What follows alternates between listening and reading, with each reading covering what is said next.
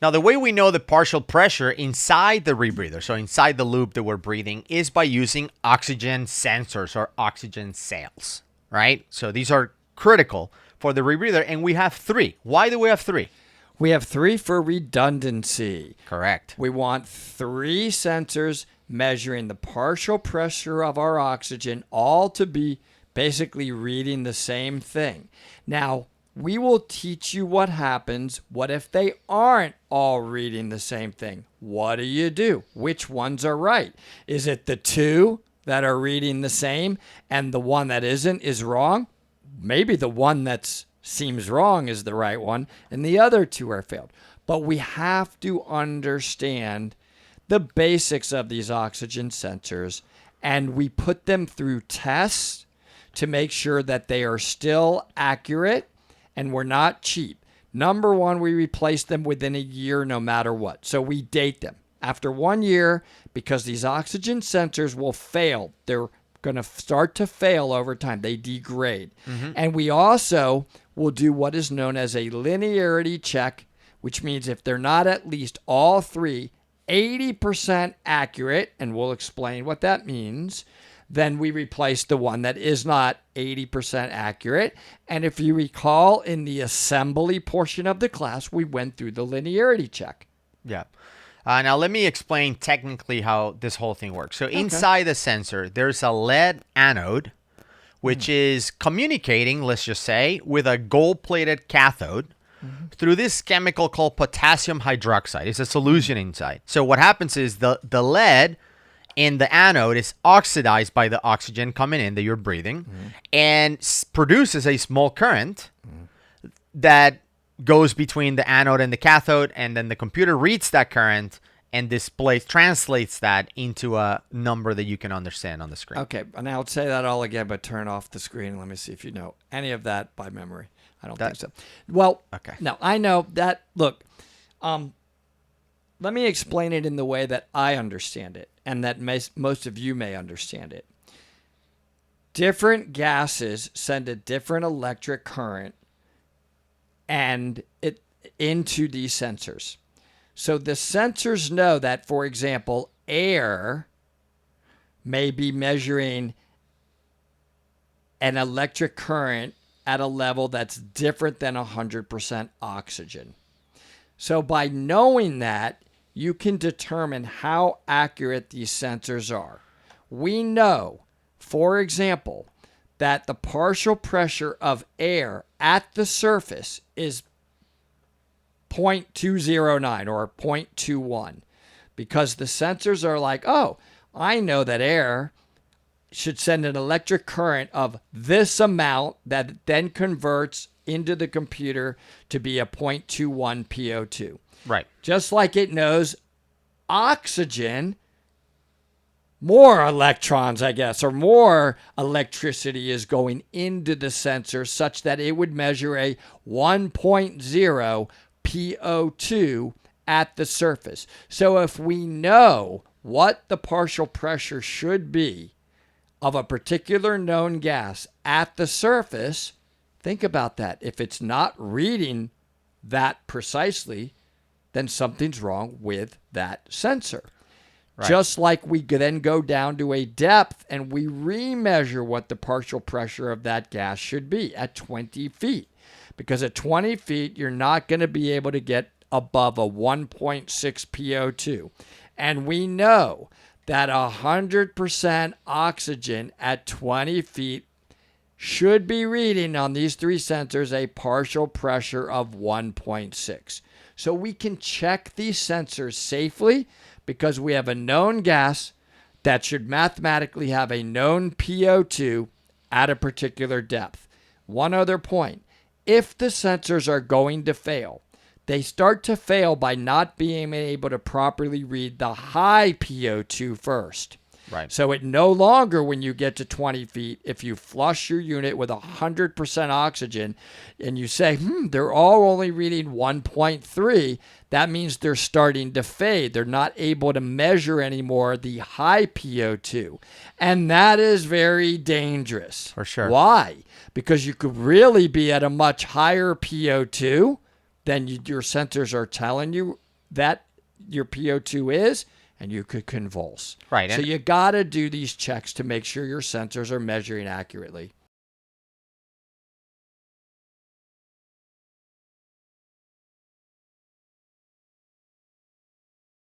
So when you get your new unit, you're going to have to put sensors in. So this is a brand new sensor. It comes packaged individually, just like this. And they come obviously airtight, so you can open it right before you use them, because once you open it up, you will have to use them for 12 months and then you're gonna have to change it, unless obviously the sensor fails or it doesn't pass linearity checks or whatever it is, then we're gonna have to replace them. But normally they will last you 12 months.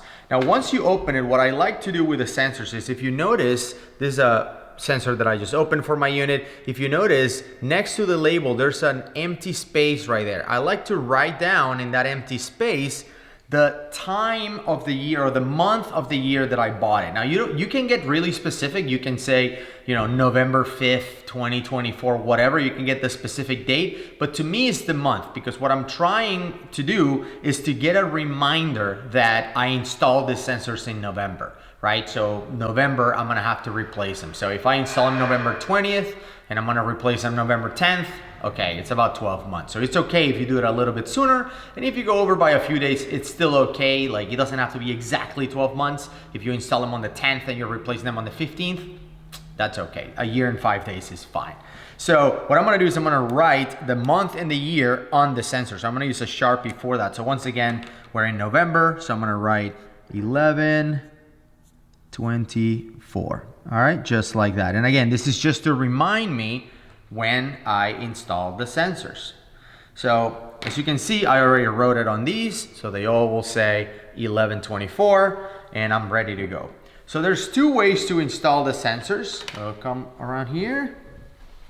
So let me show you two things. Number one, every one of the cables will be numbered, all right? And you can see that this one is number 1. You can see this one says number 2 right there.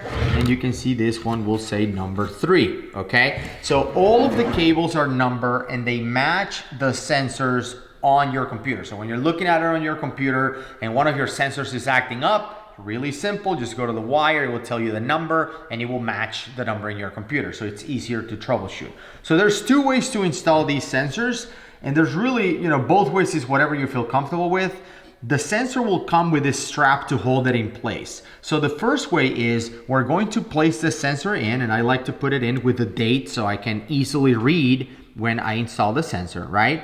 And once you put the sensor in place, we're going to stretch the band over the sensor, and we're gonna hook it up in this little teeth right here that will hold the band. So I'm going to stretch it over. Okay, so as you can see, I was able to secure that band, and now the sensor, I can move the whole thing just by holding the sensor. Is really, really secure. So after that, obviously we're gonna take our wire, in this case will be wire number 1. You can see it right there, number 1. We're gonna take that and we're going to plug it in. It's a coaxial sensor, so it's really simple. You just place it firmly against the connector and just push. I'm just gonna use my finger here to make sure it doesn't move, and just push it in. You will hear that click that the sensor is now connected and in place. Now, my favorite way to do it is actually leaving the band in. It seems to be a lot easier, so let me show you how that works. So I'm gonna connect sensor number 2, and you can see the band is already in place. So I'm just gonna move the cable out of the way. I'm gonna take my sensor. Once again, I wanna make sure I can read the date, make sure the connector is facing the cable, and then I'm gonna slide it down under the band. So I'm gonna stretch it and just slide it, see? And it's already in place. Once again, it's secure, it's not going anywhere. I'm gonna take my coaxial connector, line it up, and just push till I hear that click. And now it's in place. And we're gonna do the same with the third one. I'm going to make sure the band is in place, date facing up, connector facing the cable, and I'm going to lift, just lift, it's an elastic band, it's lifted, and slide the sensor below it.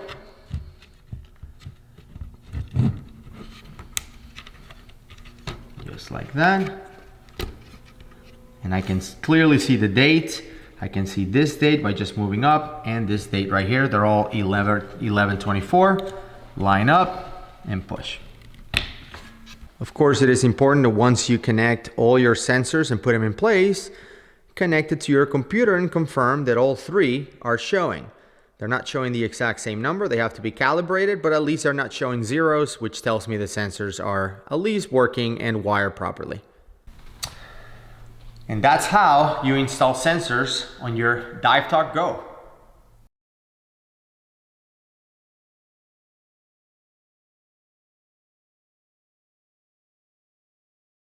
And I'm doing that right now. I'm adding oxygen. I happen to have the oxygen connected to my ADV. Normally it would be connected to my MAV because I'm using this as an oxygen therapy rebreather. And look what's happening to the PO2. It's going up. And by the way, notice here in Atlanta where we're recording, we're at altitude. So it's only going to get to about 0.93 or 0.95. Yeah. So I know my sensors are reading 100% oxygen here at the surface accurately. You can also then say, what is the millivolts that the three sensors are basically showing? And there's three readings. You right click on your Shearwater and it shows the actual millivolts. Right. The electric current based on the gas that you're breathing. You write those down and basically you do that with air. We showed you this on the assembly checklist. We showed you how to do this to make sure that at air, the millivolts are reading a certain number. And we know that oxygen is going to be approximately, I have to do the math. It's 100 divided by 0.21, 4 point something more in millivolts than air. Right. So when I flush that with 100% oxygen, are my millivolts in fact going up to that higher number that they should be Almost reading because 5 times, oxygen is going to conduct a higher millivolt than air, and we're cross-checking this stuff with math. We're proving mathematically that our sensors are accurate to a certain percent.